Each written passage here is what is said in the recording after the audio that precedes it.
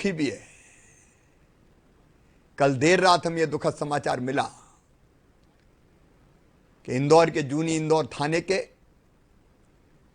हमारे थाना प्रभारी श्री देवेंद्र चंद्रवंशी जी का कोरोना संक्रमण से लड़ते लड़ते स्वर्गवास हो गया। इस घटना से मन बहुत व्यथित है। वो कर्तव्य की बलवेदी पर उन्होंने अपने आप को न्यौछावर कर दिया। कल तक मैं बहुत आश्वस्त था कि वो जल्दी स्वस्थ होकर आएंगे। उनका दूसरा कोरोना टेस्ट भी नेगेटिव आ गया था, लेकिन कल देर रात वो अचानक हमें छोड़कर चले गए। मैं उनके चरणों में श्रद्धा के सुमन अर्पित करता हूं। हमने फैसला किया है उनकी कमी पूरी नहीं की जा सकती। उनका परिवार अब हमारा परिवार है। उनकी धर्मपत्नी श्रीमती सुषमा जी हमारी बहन है। उस परिवार को 50 लाख रुपए की सम्मान निधि दी जाएगी। बहन सुषमा को सब इंस्पेक्टर के पद पर तत्काल नियुक्ति दी जाएगी। एक्स्ट्रा ऑर्डिनरी पेंशन, मतलब देवेंद्र जी जब रिटायर होते तब तक का पूरा वेतन उनको दिया जाएगा। हम उनको वापस नहीं ला सकते, लेकिन अकेला मैं नहीं, पूरा प्रदेश इस परिवार के साथ खड़ा है, बहन सुषमा के साथ खड़ा है। श्री देवेंद्र चंद्रवंशी जी को मरणोपरांत कर्मवीर पदक दिया जाएगा।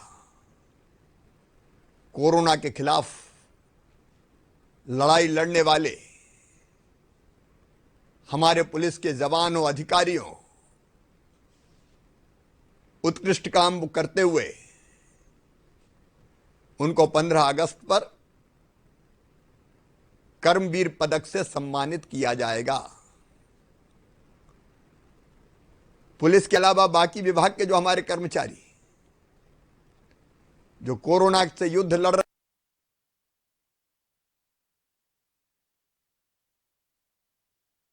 हैं, पीड़ितों की सेवा में लगे हुए हैं, व्यवस्था बनाने में जुटे हुए हैं, सबको कर्मवीर सम्मान से सम्मानित किया जाएगा। जो अपने आप को जोखिम में डाल के काम कर रहे हैं, प्रदेश उनको प्रणाम करता है और उनका पूरा सम्मान करेगा। हमें अपने हमले की पूरी चिंता है और इसलिए एक तरफ माननीय प्रधानमंत्री जी उन्होंने स्वास्थ्य विभाग के सभी कर्मचारी अधिकारियों को 50 लाख के बीमा का सुरक्षा कवच दिया। हमने ये सुरक्षा कवच बाकी सभी विभाग के कर्मचारी अधिकारी जो इस काम में लगे हैं उन तक इसका विस्तार किया। हमने एक फैसला और किया कि स्वास्थ्य विभाग के हमारे वो कर्मचारी, डॉक्टर्स, नर्सेस, कंपाउंडर, सफाई कर्मी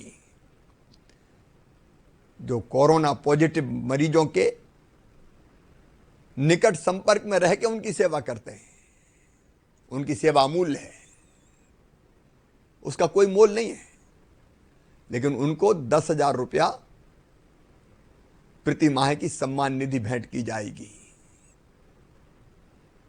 यह सम्मान निधि हम उनको भी देंगे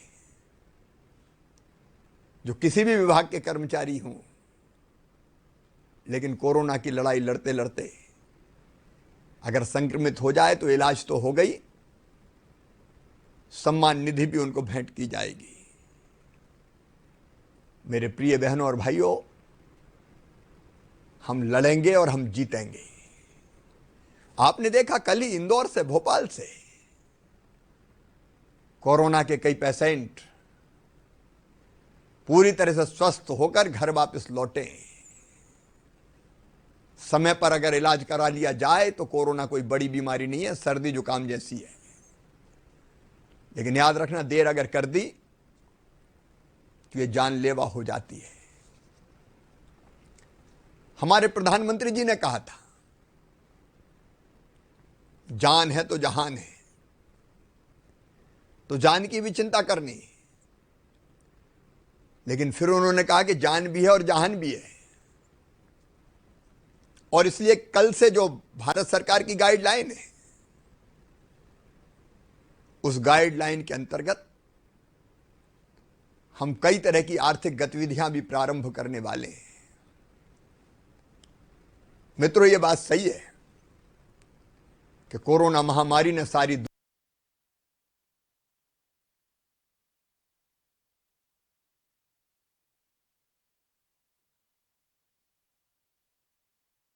दुनिया को, हमारे देश को भी और हमारे प्रदेश, कि हमारे पास पैसे नहीं है, कि हमारे पास पैसे नहीं है,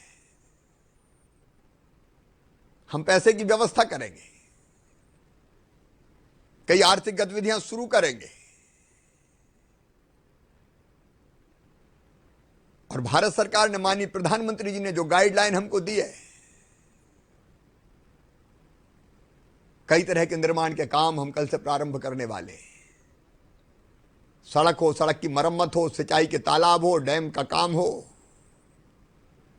मनरेगा की मजदूरी हो, कई तरह के काम हम प्रारंभ करने वाले हैं। किसान भाइयों,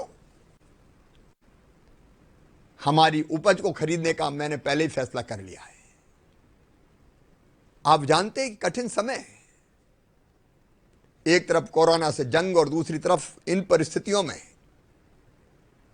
गेहूं खरीदना, और गेहूं के बाद हम चना, सरसों, मसूर भी खरीदेंगे, उसकी तैयारी जारी है। हमने खरीदी केंद्रों की संख्या बढ़ा दी है ताकि एक खरीदी केंद्र पर ज्यादा लोग ना आए। और मुझे खुशी है कि खरीदी प्रारंभ हो गई है। आप चिंता मत करना, देर हुई है, लेकिन किसानों के उत्पाद का एक एक दाना खरीदूंगा। धैर्य रखिए, जब आपका नंबर आए तभी आइए। एसएमएस आपको किए जा रहे हैं। और एक विकल्प और हमने खोल दिया है, किसान अगर चाहे तो मंडी के बाहर भी, व्यापारी को हमने ये अनुमति दी है कि किसान के घर जाके अगर रेट ठीक देता है तो आपके उत्पाद को, आपके अनाज को खरीद ले। वैसे व्यापारी आपके घर आपकी फसल खरीदने आएगा। मंडी में खरीदने की बाध्यता को हमने समाप्त कर दिया है।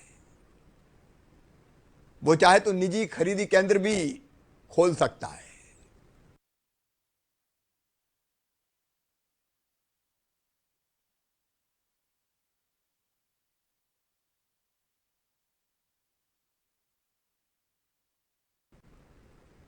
सुरक्षा निवेदन मेरा यही है कि खरीदी के समय सोशल डिस्टेंसिंग बनाए रखिए।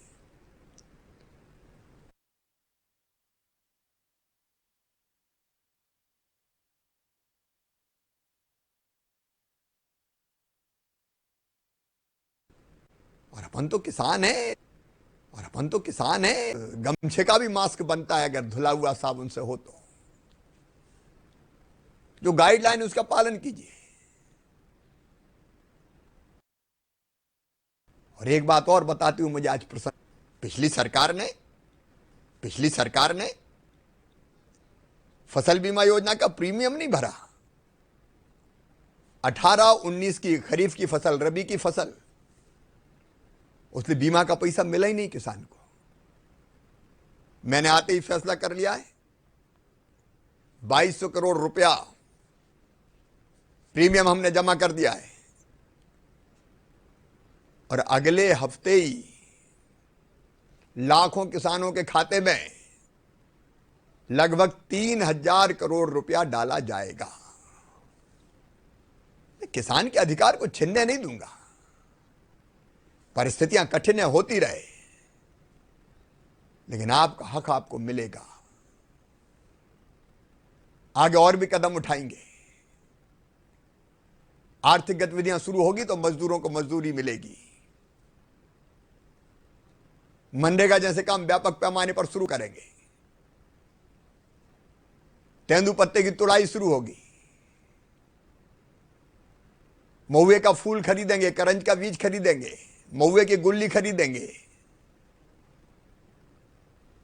शहद हो, साल का बीज हो, और अगर इसके दाम कम मिले तो हमने सबके दाम तय कर दिए हैं, न्यूनतम समर्थन मूल्य तय करके वनोपज संघ से खरीद करवाऊंगा ताकि गरीब को पूरा दाम मिल सके। एक ही आग्रह मेरा है, चाहे हम निर्माण के काम शुरू करने जाएं, उद्योग जगत को भी हमने छूट दी है,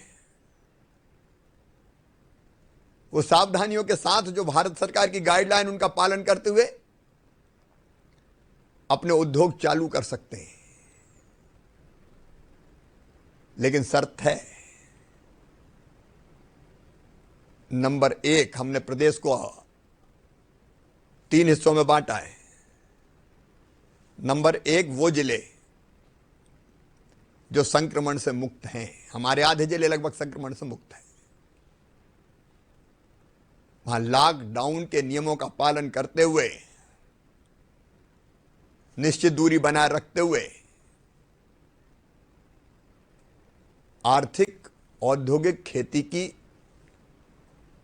सारी गतिविधियां चालू की जाएंगी, निर्माण के काम चालू किए जाएंगे। दूसरे वो जिले हैं